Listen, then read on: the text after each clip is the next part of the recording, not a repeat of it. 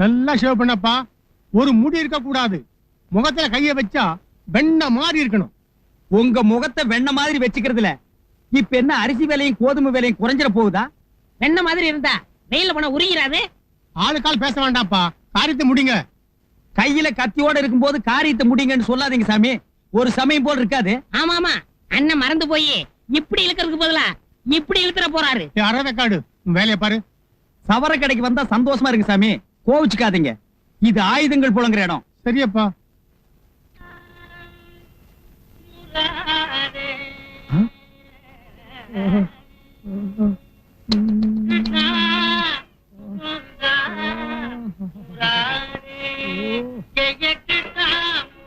ஏப்பா, சோப்ப போட்டுட்டு ஒரு பக்கம் சரட்டுன்னு வலிச்சுட்டு அவன் பாட்டுக்கு போறான்.